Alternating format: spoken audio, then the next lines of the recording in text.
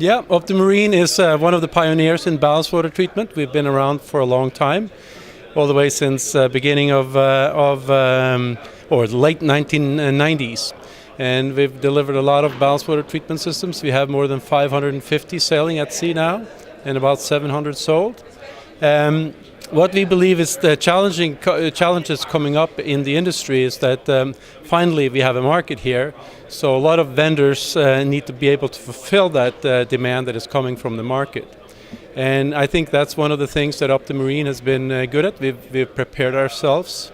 We have systems in place to scale up our production and supply chain.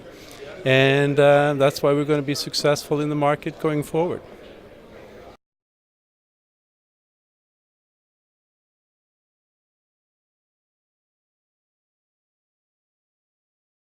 So we've done a lot of retrofits. Of the 550, I think maybe 40% is retrofit. So we've specialized very much on that.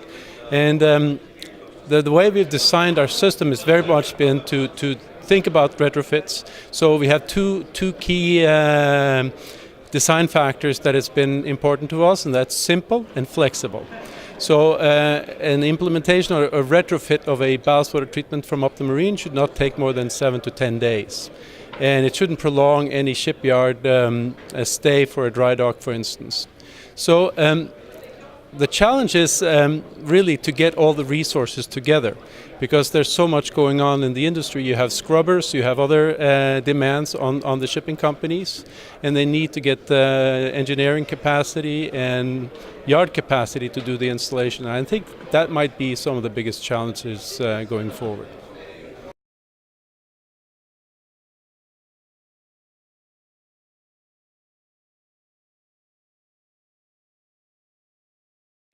I think that is very interesting, because the tendency is always to go for the lowest price.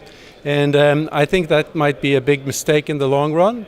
You should look at the track record of the different vendors that are out there. You should look at systems been running in longer or shorter time. And you should look at the spare part requirements for the systems.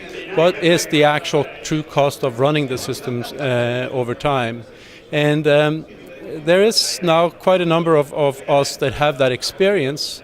And I think that is something that the ship owners especially should take in mind when they select the system. When it comes to the yard side, it's much more different. It's only price really that people care about, and there's not much you can do about that.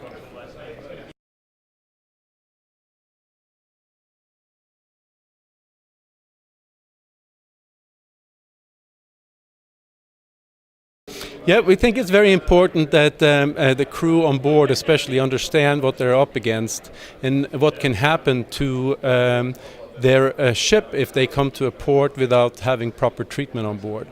We see now that the owners that haven't run their systems, have really been negligent, will get fines, especially here in the United States.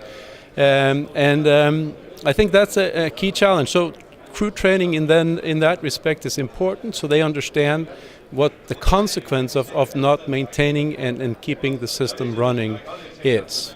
So I think more and more vendors, including Optimarin, we have created both training system in place when we do commissioning and have the crew on board. We can also offer online training where you get more understanding of how the systems work, the sequences of how it operates and things like that. And we've also worked with Anglo-Eastern, for instance. We've set up 2 facilities, one in Mumbai and one in the Philippines, where they can train their crew and officers on our system, so they're prepared for all the situations that might arise on board the ships.